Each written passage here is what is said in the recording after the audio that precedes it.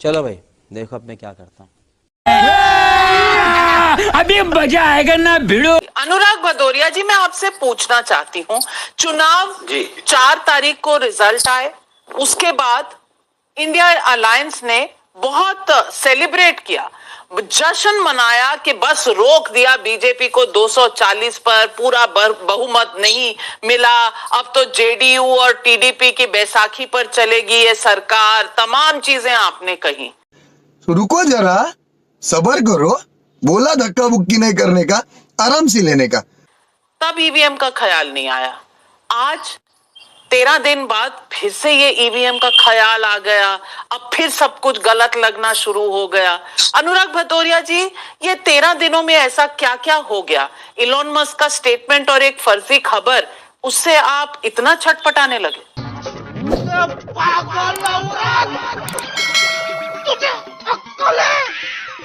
तू क्या बोल रही है? देखिए, मैं उस पर आपको जवाब दूंगा, लेकिन उसके पहले चूंकि ये बात ईवीएम वाली कल बोली गई, किसी ने कोई बात नहीं बोली। मुझे लगा कि सुधांशु त्रिवेदी चुनाव जीते हैं, जनता का दर्द समझ रहे होंगे, लेकिन इतने निष्ठुर, कठोर, निर्दयी हो सकते हैं ये पहली बार पता चला है कि देश के अंदर में ट्रेन हादसा हो गया है और 15 लोगों की मौतें हो गई, 60 से ज्यादा घायल हैं। कम से कम उसके बारे में 2 शब्द बोलते। बात तो सही है, मजा नहीं आ रहा है। हम सारी बातें कर रहे हैं, जनता ने हमें चुना है, जनता ने आपको भी वोट दिया है। वो जनता, ट्रेन हादसे में उनकी मौतें हुई हैं, लेकिन आपके मुंह से एक शब्द नहीं फूटा। दुनिया की बातें कर रहे थे, 2008, 2009, 2012 की बातें कर दी, 14 की बातें कर दी, 24 तक आ गए।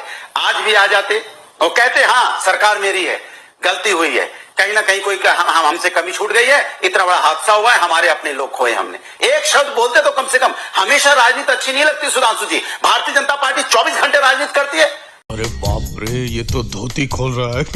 मन में आदमी की भावनाओं की कोई कदर नहीं, इंसानियत की कोई कदर नहीं, मानवता की कोई जगह नहीं।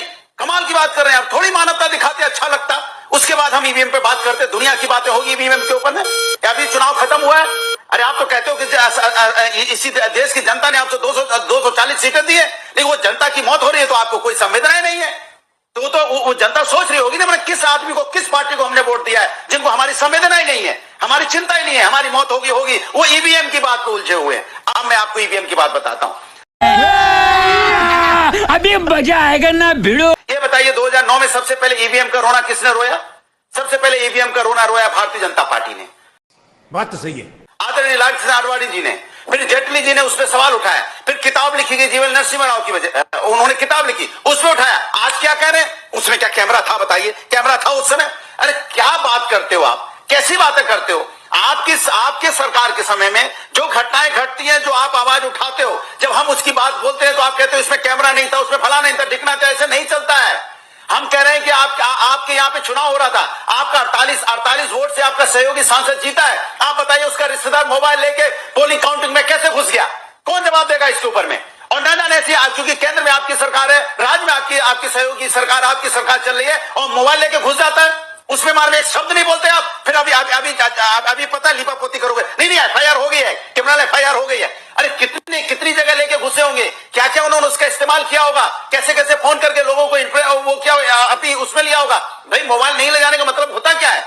लेकिन आपके उस पर कोई बात ही नहीं करेंगे आप। और मैं आपसे पूछना चाहता हूं, जब ईवीएम लाइन पे लगते हैं हम लोग, इलेक्ट्रॉनिक मशीन है, वो टेक्नोलॉजी का इस्तेमाल हो रहा है। कई बार आपने देखा ईवीएम मशीन खराब हो जाती है, लोग रास्ते में खड़े होते हैं, वापस लौट जाते हैं, फिर लौट के नहीं आते। एक वोट, अगर एक वोट भी नहीं पड़ता है तो समझो लोकतंत्र का सम्मान में कमी आती है। एक वोट से सरकार बनती है, बिगड़ती है। बहुत सही कह रहे हैं, बहुत सही कह रहे हैं आप अनुराग भदौरिया जी, इतना सही कह रहे हैं। लेकिन मैं आपकी बात को ज्यादा जोर और ज्यादा तवज्जो वाला तब समझती अगर 37 सीटें जो आपने जीती हैं,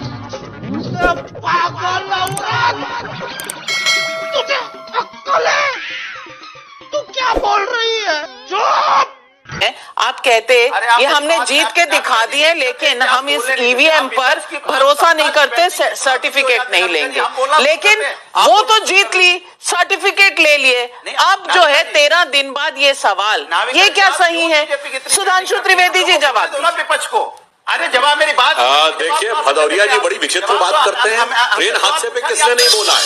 प्रधानमंत्री जी ने बोला है, गृह मंत्री जी ने बोला है, और राष्ट्रपति ने बोला है, सभी लोगों ने, राष्ट्रीय अध्यक्ष ने उसके ऊपर संवेदना व्यक्त की है। मगर भदौरिया जी, आज कम से कम आप इंसानियत की बात करते हैं, आपके नेता चुप हो जाते हैं। तो चर्चा नहीं होगी। आज के दिन हादसा हुआ, आज चुप रहूंगा, कल उठाऊंगा ईवीएम का मुद्दा। शर्म तो आपको आनी चाहिए। अच्छा, हमको सिखा रिया है कि आज आकर ये मुद्दा उठाने लगे, उसके बाद आप देखिए किस निर्लजता के साथ आकर आप ये भाषण देने के लिए लगे हुए हैं।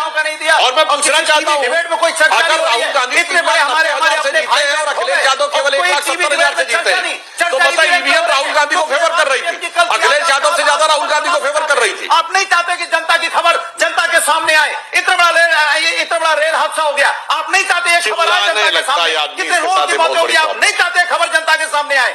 आप सिर्फ सत्ता पाना चाहते हो, आप सत्ता की बात करना चाहते हो। अरे तो आज ये मुद्दा किसने उठाया? आपके नेताओं ने उठाया। आज कम से कम इंसानियत के नाते आपको चुप रहना चाहिए था। जब प्रधानमंत्री जी ने संवेदना दी तो आपको चुप रहना चाहिए था, कल ये मुद्दा उठाना चाहिए था। आपको चुप रहना, मगर आपके अंदर जो इंसानियत नहीं है, आपके लिए इंपॉर्टेंट बात है और कितनी बेशर्मी के साथ आकर आप यहाँ पे हारे जाकर बोल रहे हैं। डिबेट में आपने किसने उठाया? हमने या आपने? एक दिन तो शांत रह सकते थे ना। क्या देश में इतनी बड़ी दुर्घटना हुई तो मैं शांत रहूंगा और आकर मैं मानती हूँ अनुराग भदौरिया जी, मैं मानती हूँ कि रेल हादसा है और बहुत संवेदना का विषय है, लेकिन संवेदना के विषय में मैं चाहूंगी आपको हल्का सा करेक्ट कर दूं। इस बेचारे का कोई कसूर नहीं। फैक्ट रख दूं, क्योंकि रेल मंत्रालय ने जो नंबर अभी कहा है वो 9 है, 15 नहीं जैसा आपने कहा। हताहत लोग एक भी हो वो भी बहुत है इस देश के हृदय में संवेदना के लिए, लेकिन नंबर ऑफिशियल 9 है, तो आप 15 ना कहें। झूठ बोलो, बार बार झूठ बोलो।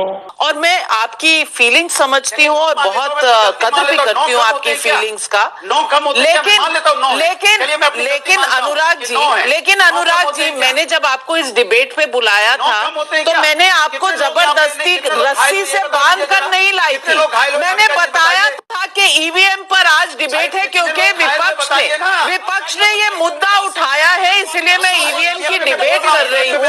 मैं इसीलिए आपको रस्सी से बांधकर नहीं लाई थी अनुराग भदौरिया जी। आप स्वेच्छा से इस डिबेट पर आए हैं और आप सारे देश को, सारी दुनिया को अगर आप बताएं कि संवेदना उनमें नहीं है सिर्फ आप में है, तो थोड़ी आपकी ज्यादती होगी। आप थोड़ा पानी पी लीजिए। अरे बेटे, तुझे थकान नहीं लग रही क्या? थक जाएंगे, लेकिन आनंद दुबे जी आप मुस्कुरा रहे हैं और आप मुस्कुरा रहे हैं इसीलिए क्योंकि किसी न किसी बहाने से डिबेट को भटकाना है।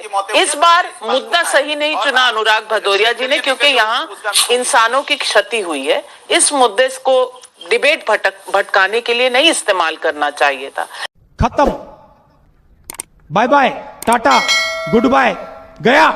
को शेट ठोक दीजिए, महाकाल का दबा कर शेट ठोक दीजिए। 5,000 लौटे दिख जाना चाहिए। ये 4,000 के लिए मैं यहाँ पे नहीं खड़ा हूँ।